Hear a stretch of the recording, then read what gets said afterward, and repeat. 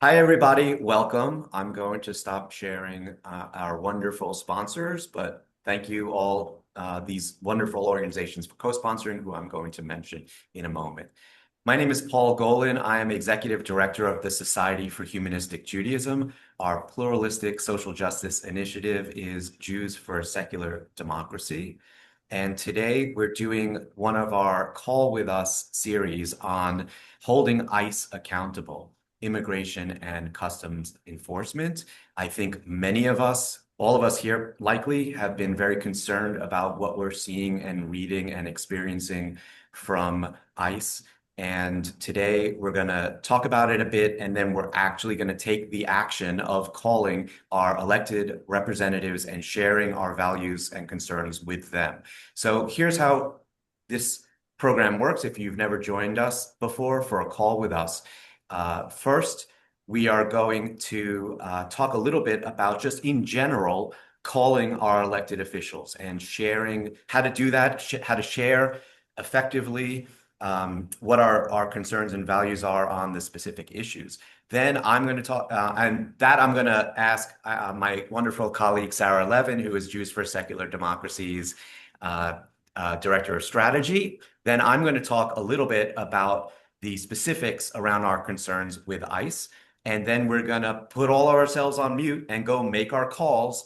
And then we'll come back, debrief about it. We're hoping to be able to do this all within 30 to 40 minutes. Those of you who need to get back to work, you can. I'm happy to stay and go deeper on some of these issues with those of you who do want to stay and talk about it. But we are going to do our best to try to stay brief and get right to the calls. First, though, I do want to acknowledge our co-sponsors, the Shalom Center, VAC, Florida Now, Society for Humanistic Judaism, Congregation Beth Adam, NCJW Miami, Secular Humanist Jewish Circle of Tucson, Or Adam Congregation in Phoenix, Detroit Jews for Justice, and National Council of Jewish Women, Arizona. Thank you all for helping us get the word out about this. And to kick things off, I want to note that we are a 501c3 organization, which means we do not support any particular party or candidate for office. And really what we're talking about are our values. We are pluralistically Jewish, meaning we're bringing the entire gamut of Jewish values to our advocacy. So to talk more about the specifics of how do we actually advocate to our elected officials, I'll turn it over to Sarah Levin. Hi, everyone. Thank you so much for being here. It's a really great showing, so that's really exciting. I am throwing in the chat our advocacy basics document. I'll be going through it, not word for word, but really the highlights of what you need to know.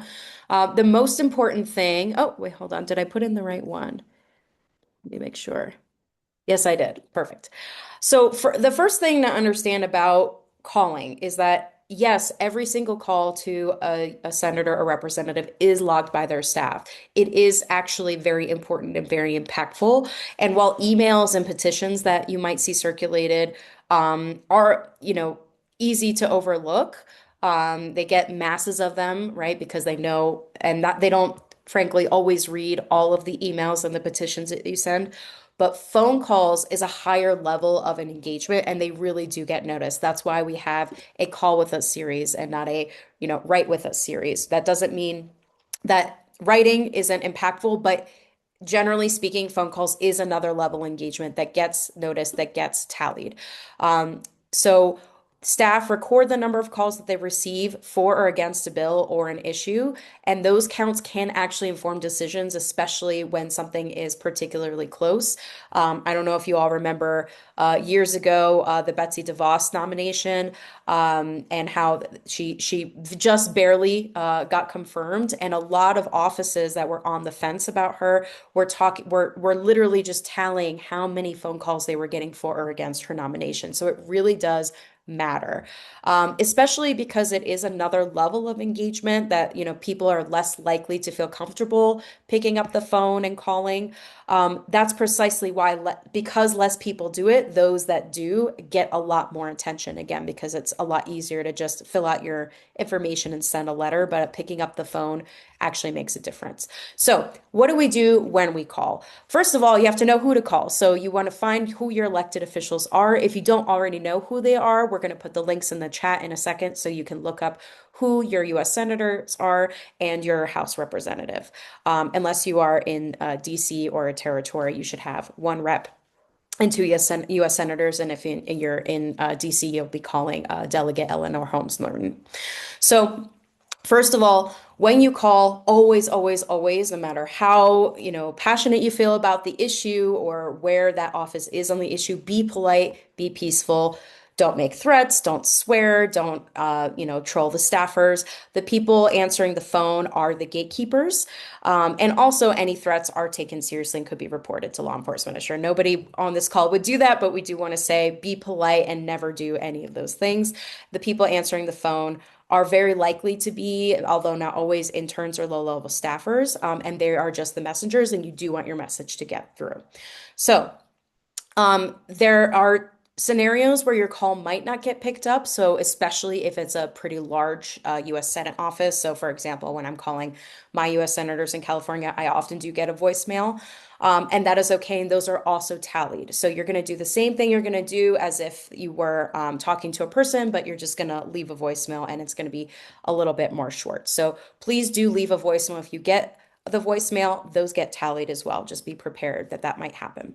So somebody picks up the phone, the first thing you say is my name, your name, and you can either provide your full address or just what part of the district that you're from and let them know that you're a constituent. So I would say, my name is Sarah Levin. I live in Montrose, California, and I am the senator's constituent. And it would be great if you also mention that you are a volunteer with Jews for a Secular Democracy as well. Then you state the topic of your call. So today I'm calling because I want to hold ICE accountable. And Paul is going to go into the specific talking points. You state your ask. You want to be very concise and direct. You don't want to run on. What are you calling about specifically? What do you want the senator or the representative to do? So I'm calling to urge my senator to stand up and ensure that ICE is held accountable. You can give one or two reasons, and again, Paul's going to go into those, and we want to keep this very short. And if you have we have our talking points, but if there is something very personal to you, if you have a personal connection to the issue of why this matters, how it touches on your Jewish values, how maybe one of your neighbors or somebody has been impacted by what ICE is doing, definitely share those stories because those are much more memorable and catch more attention even more than our talking points. So you say your name, your address, what you're calling about, your brief talking points, any personal connection you have, and then restate it. I urge the senator to ensure that ICE is held accountable, and then thank them and that's pretty much it. You might be asked for more information. Most of the time, they're just going to take down your information and thank you for your time. If you, for example, like me, said Montrose, they might, to verify that your constituent, ask for a full address. So do provide that. And it's really that simple. It shouldn't take too long, really just a few minutes each. Same thing if you're leaving a voicemail, you would just go through and again, name, address, you are a constituent, you're a volunteer with Jews for a Secular Democracy, you want to hold ICE accountable, and you're urging the representative or the senator to do XYZ. And that is really all it takes. I'm happy to answer any questions you have. And just remember, this is powerful. This is important. So thank you for being here and taking the time to do it. Sarah, I have two questions from the chat. One Sure. is people talking about that they often are just getting a message that the voicemail is full.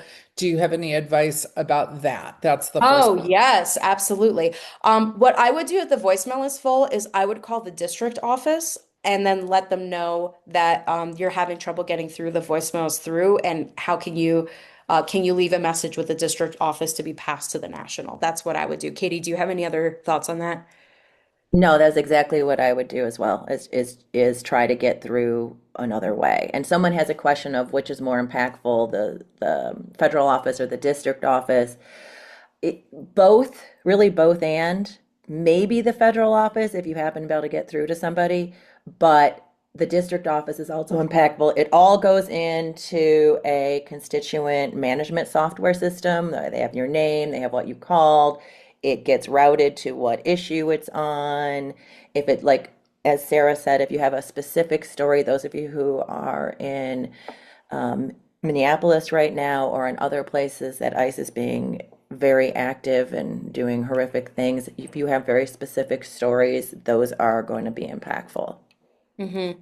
And I would say, I would just add that the reason we focus on the congressional offices is that is where the policy staff are. The district offices are folks who are doing constituent services. So, like Katie said, they're both impactful, but the folks who are kind of set up to respond to comments on legislation are in the federal office.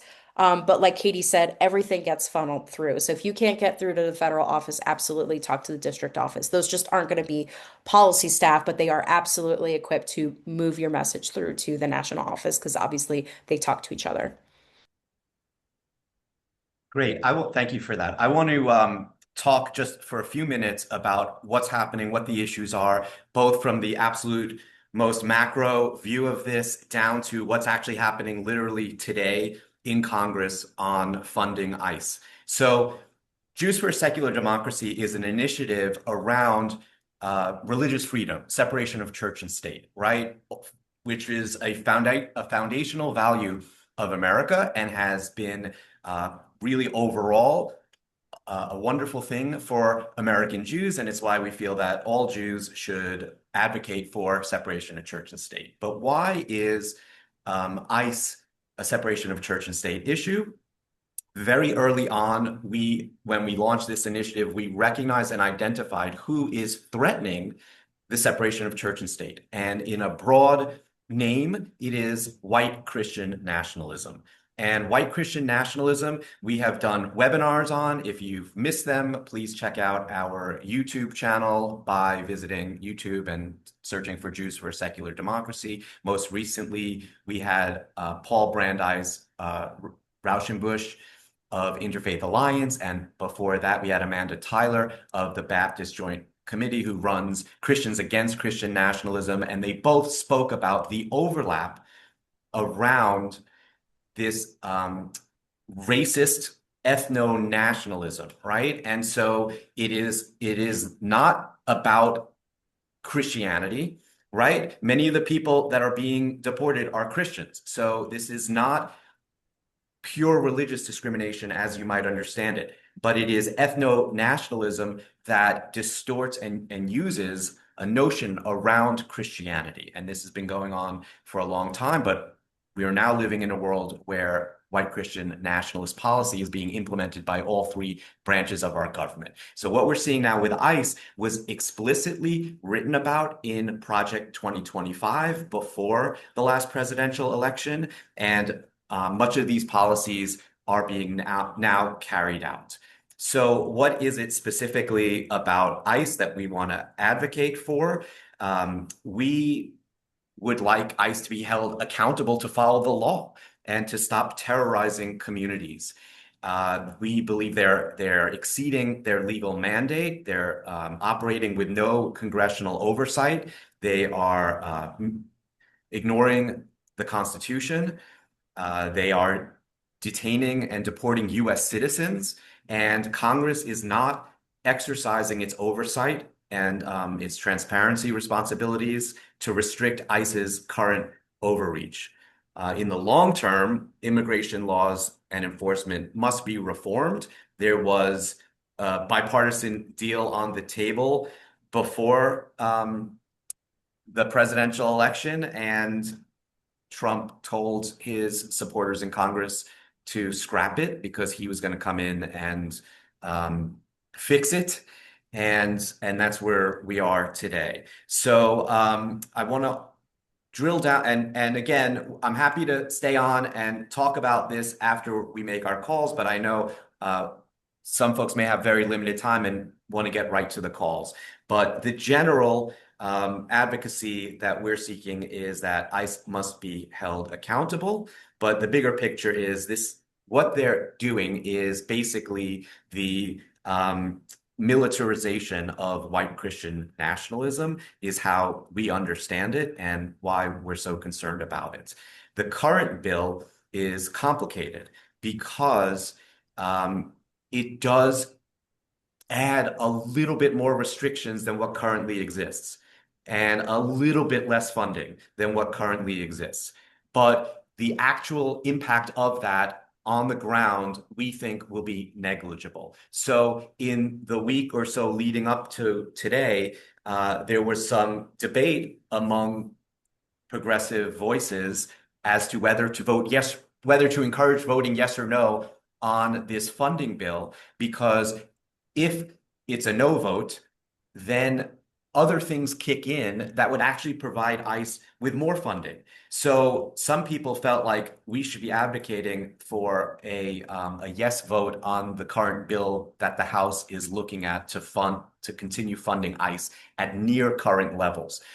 But what we ultimately decided as a team at Jews for Secular Democracy is that we want to vote for our values. We want to share with our elected officials what our values are, and our values are that ICE must be held accountable. Congress holds the power of the purse strings, and they are not utilizing that, and they need to be utilizing it. So they should vote no, even if it is a moral vote, no, and the bill passes anyway. And we've been glad to see that in the last couple of days, major leaders on the Democratic side have also said that they're going to vote no for the very same reasons, right? We all know what the balance of power is right now in Congress. So this is more about expressing our values and letting our voices be heard about where we stand on this.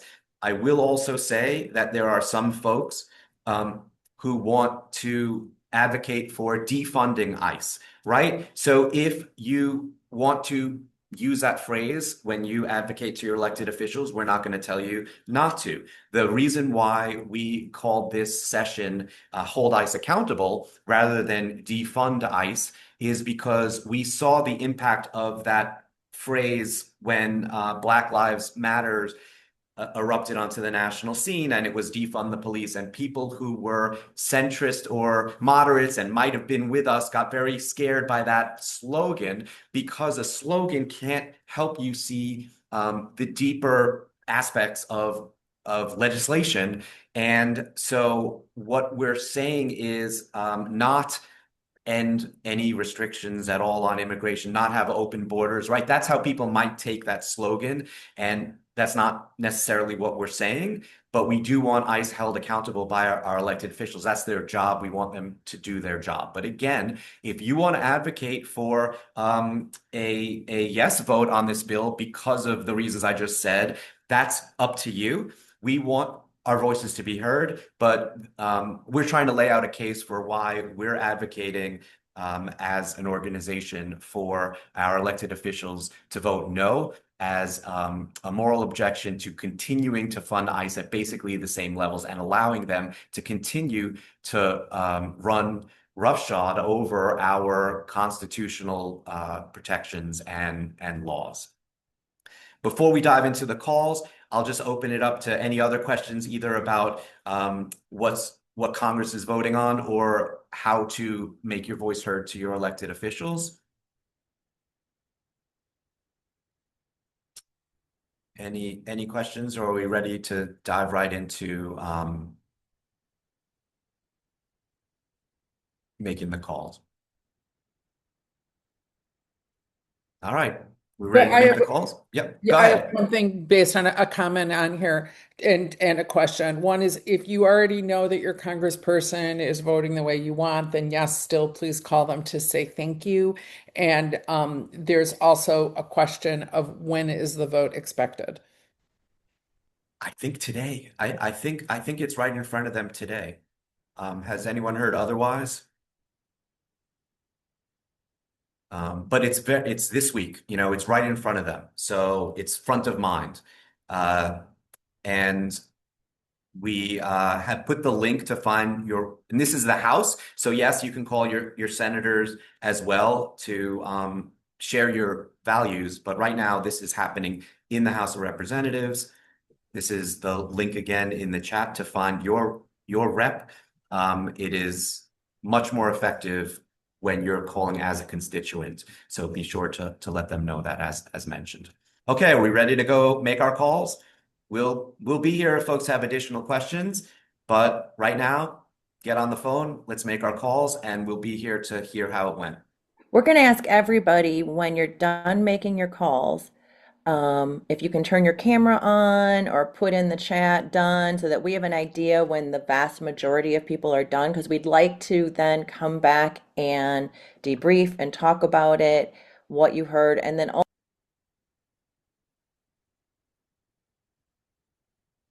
So all day today, Katie was warning me that her internet was unstable, and there you go. But I think what she was saying was, please let us know how it goes. We are, oh, there she is. Gotta unmute. Sorry, I got kicked off, but yes, exactly what you just said.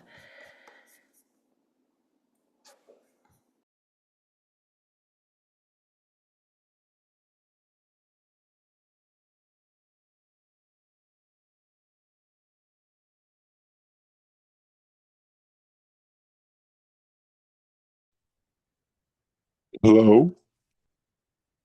Hello? Hi. Hi, got a question. Yep. Uh, I don't see well. I can't see the link in the chat. Is there any way I could get it in an email or anything like that?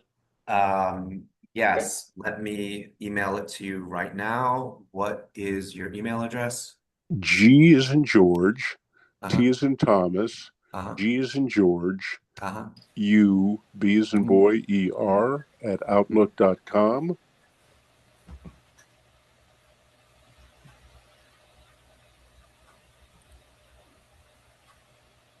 All right. Just sent it. Okay. And does that include the link? Go to a page that includes an information link for finding phone numbers? If we Yes, know. for your representative. Okay. Do you want your senator too? I'm sorry, I just sent representative. No, rep is fine. Okay. Well, You want your Paul, senator too? I'll send the sure. senator. Yeah. All right. Yeah. Paul, I'm not getting anything in the chat either. This is Sue Ross. Really? Nothing. Terrific. Thank you. Sure. Sue, do you see the link that I just put in? Yeah, Right. I do. I got it. Thanks. Okay. Okay. Got it. Thanks, Nomi. Also, Guy, if you just click on the last thing I put in the link, it should just take you to that website. Will do. Thank you. I'm away from the computer, but I'll be there in just a couple minutes. Thank you. But if somebody is still having trouble finding it, then if you want to put your address in the chat, then I'll just look it up for you too. Hello, everybody, and thank you for Paul and team for putting this together. This is Richard Logan from Minneapolis. Hi, Richard. I've already thanked my representatives, but I could share a lot of stories. I live in a complex with 1,000 people, and a lot of them are people of color, and quite a few are Somali, quite a few are Latino, Hispanic. Quite a few are African.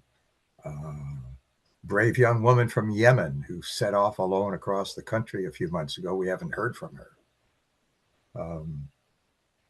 But Alan Malkus and Eva Cohen, and I think there's one more Orometer here. We could share. Believe me, those of you who aren't in the Twin Cities, you are just seeing a tiny sample of the horrors that are happening. There are dozens of horrors every day. Richard, would you be Yeah. willing to, after people come back after making their calls, give us expound on some of what you're saying? Absolutely. I'm going to go get on my phone and call a few people again. Okay. Yeah. Thanks, guys. Thanks so much. This is vitally important.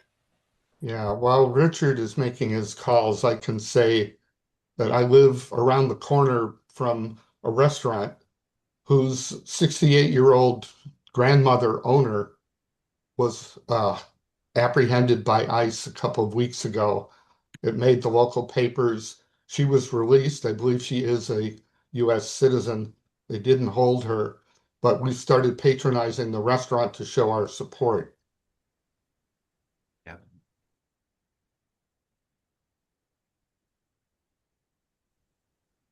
And you may have heard that a police officer, an off-duty police officer who is a person of color, was harassed by ICE that refused to believe that she was a citizen and threatened her.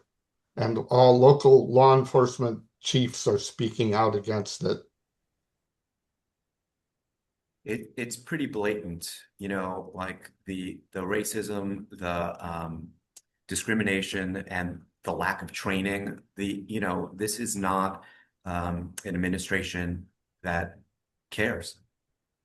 So this is, and I see Rhonda's question about, will it even make a difference in states where you're in the minority political position?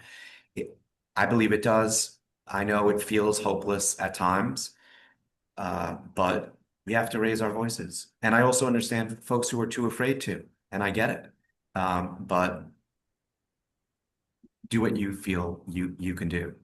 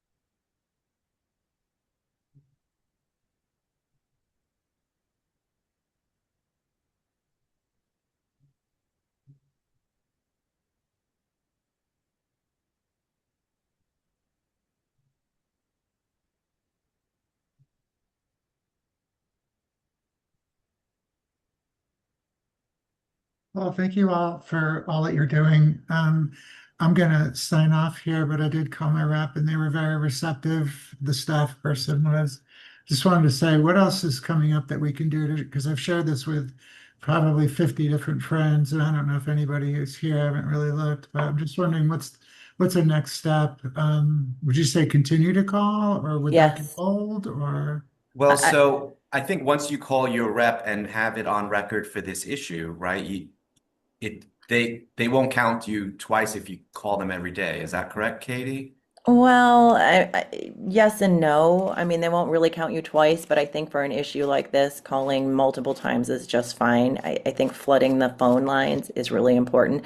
And for those of you who can get an in-person meeting, I mean, DC's obviously the best place, but if you can get an in-person meeting in your district office, it shows that how important the issue is to you. So even if you get it with a low-level staffer in the district office, that's a big deal. So if you can do that, if you can gather people and go to the in-district office, that's even better. But if you can gather friends to make more phone calls, each of us get, 10 people to make phone calls, that's valuable. Uh, I have a question. My name's Leah. I just called my congressperson and I got they had me leave a message. I can't remember. Did you say it was okay to leave a message? Yeah, Yes, please. definitely. Please do leave the voicemail. And Mhm. you wanna say that you're a constituent and give them your zip code and your name, and that makes it very impactful. Okay. Um, they wanted my information.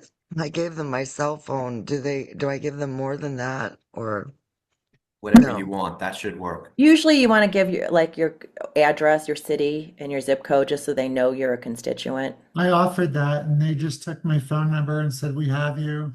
Yeah. Yeah. See, you're Okay. in the database already. You must be a regular caller, Bo. Actually, it's the first time I've Oh, ever called. Oh, wow, great. But I mean, Are we, my area code is, is there a way to call and get through to a person or to keep calling back or do you just keep leaving a message? it's sometimes luck. I got through raise your hand if you got through to at least one person. I got through It to it one out of my three. it So also I think depends it's on just how luck. large and how staffed the district is. Yeah, you can try okay. calling back a few times, but if you find that you keep getting a voicemail and you want to talk to a person, I really recommend calling your district office and letting them know that you wanted to make sure you talk to somebody because you keep getting a voicemail. Paige.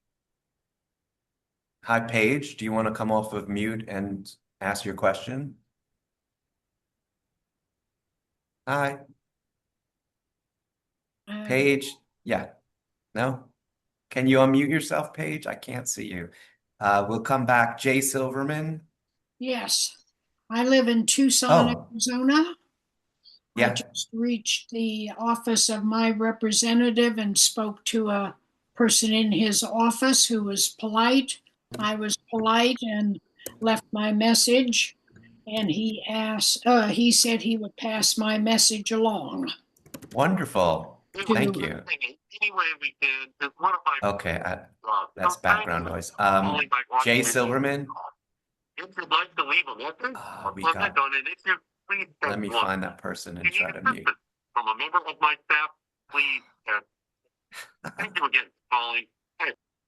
Got it. Jay Silverman, did you want to say something? I didn't understand that message. It was very garbled. I don't know what that person said. That was the background noise we just heard. Uh-huh. Was that on your call? No. Right. That was someone who was off of mute who I muted. So I don't think we were supposed to understand that. Oh, okay. That's all right. Did you have another question or comments? Were you able to get through? Yes, I spoke to the local representative in office in Tucson. Great. I am gonna say I want to say one more thing. We do this and have people call their federally elected officials for this topic, not about funding, but about accountability and protection of our communities. Don't be afraid to call your local elected officials. What are your mayor and city council and chief of police and sheriff and everybody else doing to protect your community? Don't be afraid to call them. And if they are stepping out and protecting, then thank them because they're getting a lot of calls the other way. And if they're not, then ask them why they're not protecting your community. Right. And so, we had seen the question about what if I know it's going to do no good because I know how my rep is going to vote and it's against what I want. Likewise, even if you know your rep is going to vote the way you want them to, calling to thank them, it still gets tallied and it's still really important. And if we don't, the other side is, and your rep could be swayed. So either way, it's really important to make your voice heard. And it's great to hear that folks are doing it for the first time. Hey, Artie, how are you? You want to unmute? Yeah, yeah. Hi, Paul. Hi, everyone. Hi. Well, I can report I made the three calls. I did get through to a staff person at our our member of Congress, Angie Craig, and one of our senators, Amy Klobuchar. I left a message with Tina Smith's office. All of them are Democrats who will agree with the need to hold ICE accountable. But I express my support, my appreciation for their support and encouragement to continue to forcefully maintain that. And I just want to add, here in Minnesota, as you've heard from Richard and Alan, we're dealing with a really heavy blow. Some of you are where you live as well, but it's pretty concentrated here. And I can just share a couple of things. Our daughter is an English language learner teacher in a public high school in St. Paul. All of her students are immigrants or children of immigrants. Many of them were born here, but so they have legal status, but that doesn't help them feel protected. They're afraid to go to school, and the school district, St. Paul's Public Schools, is switching to hybrid learning, which will be a disaster because we know how, in terms of learning, the online learning during COVID was a disaster, and this will be maybe a little better, but students are afraid to go to school. Parents are afraid to send their students to school, and so they're offering hybrid option for whatever length of time it might be necessary. So, this is affecting communities in many ways. Lots of those students who are going to be on hybrid learning should have nothing to fear, and yet they do. It's just a horrible situation. Yeah, thank you. Yeah. And, the Jewish communal experience in America is one of immigration. And there was a time when we were on the receiving end of this. And so it very much speaks to my Jewish values to advocate for those who are being discriminated against. Now, we are not the front line this time, but we need to make our voices heard so that what happened to us doesn't happen to other people. Any other reactions? Is it Bo? Yeah. Hi, Paul. Hi. I'm Bo from Texas. Luckily, my representative, I talked to a really nice volunteer there, and she took all my information. And I know my representative here, he's very democratic. He's going to support exactly what we're after, but it's always good to leave a message. So just to let you know, even down in Texas, there's some. I was going to say, people. thank you so much. We need your help so much in Texas, and I hope your rep isn't gerrymandered out of existence, because I know that they're working on that, right? This is his last term. He's been gerrymandered out. Lloyd Doggett, who's been there 30 years, great guy. It was time. He was ready to leave anyway, but he's a victim of that. But anyway, just to let you know, thank you for running all this, and thank you everybody who's here. Thank you. Thank you so much great. for your advocacy. And we will see what the outcome is, but this is an issue that is clearly not going away. It's central to white Christian nationalism because they want to make America more white again, and this is their target. And we need to push back against that kind of racism, I believe. All right, Richard, sorry. Yeah, I imagine a number of you have heard, maybe all of you have heard about the fact that the pastor of an evangelical Christian church in the Twin Cities is a regional manager for ICE. Yeah. For God's sake. I did see that kind of is the icon of what you're saying. Also, Paul, I wanted to thank you for bringing up the Jewish immigrant story. The owner of our complex, he started off as a young man. He owned a duplex and he rented away. Anyway, over time, he grew it into a massive residential enterprise. He owns like 50 buildings. He's Jewish. He knows what it's like to come from a history of being marginalized and persecuted. I am really disappointed that his company is not speaking out more forcefully. I've been talking to some of his higher level managers and so on. The goddamn lawyers got involved, and they come up. They write. They makes me even bigger fan of Shakespeare. But they write this legalistic stuff. Well, law enforcement. They come up with a very weak statement. Also, Minnesota has more than its share of Fortune 500 companies. Some of their corporate people ought to be speaking out. And I agree with you, Paul. personally, tactically, and I think it's vitally important, take on ICE for its tactics. Right. Their tactics are visibly horrifying, Right. and there's ample evidence. Rather than trying to take on their mission, like you said about defunding the police, I think defunding ICE or abolishing ICE is too much of a non-starter. But getting ICE out Right. and holding ICE accountable, that's Yeah. exactly the right And approach. yeah, thank you, Richard, and thank you for your advocacy on all those levels. And I think all of us, as much as we can, comfortably advocate to whether it's our neighbors or our Congress people on the federal level to hear. And folks in communities where you don't think your representatives are supportive, I'd like to hear from you as well how it went. But generally, the staff people are going to be polite as long as you're polite, and they hear it. And we just need to keep the pressure up because, as someone said in the chat, that they've heard privately from Republican Congress people who feel this way or that, but feeling something privately and then voting opposite is not going to get us out of this. So we need to keep the pressure up, keep making our voices heard. And if there's any other reactions to what you experienced making your calls, I'd be happy to hear it. I do want to share with you our next call with us, which here is the graphic, and we will send out an email as well, which is next week on a issue that is bigger and longer, like it's ongoing. This is an urgent call that we were making today because Congress is voting on it right now. But this is an issue where it's really about voter suppression.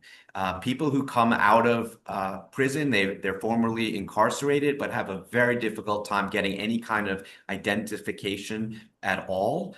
And that prevents them from lots of things in society. And we want folks to be able to rehabilitate themselves, but it affects us politically because they can't vote. And that is a form of voter suppression. So if you're able to join us next week, we will do another very brief call. We'll, run through as quickly as we can how to do this. But we are trying to be mindful of everyone's time. We're almost at the 45-minute mark. We try to keep it to that. I know Katie wants to wrap up, but Artie, you just put your hand up again, so go ahead. Yeah, just quick, is that the prison identification card issue, is that a state level, or is It's that a federal. It's been introduced into the House. It's federal legislation, and Okay. I put the registration link in the chat. And I also want to say a number of people have said email me with future things. It depends on how you registered, whether you'll get emails. Please, if you're not already on the newsletter list, then please sign up for it. And I put the link to sign up again in the chat. And I'm going to add, we really need everybody, if you can, to fill out our survey. It helps us get our, we're basically completely grant supported and we need funding, and it helps us report to our funders when we get surveys. So please, please, please fill out our survey and spread the word. Spread the word about all the work we're doing. In addition to the call with us next week, in a couple weeks, you'll be seeing something on. We're going to be doing some program on sex education and Christian nationalism in our public schools. We're also working with the Southern Poverty Law Center on Christian nationalism and immigration and the connection, and hope to have an educational webinar on that coming up soon. So, if, like Nomi said, if you're not signed up for our emails, please do. Please do sign up. One last comment, Leah? There's just a question, because yesterday I went to a phone bank where for Indivisible, where they were calling we were calling people to ask them to call their Congress and senators about, and do you ever do something like that? I'm just curious. It's an interesting model. Thank you. We were lucky enough to get a really nice registration for this so we can help people in a group, but that's something that we'll think about doing as well. They gave you a list of like 10 people to call?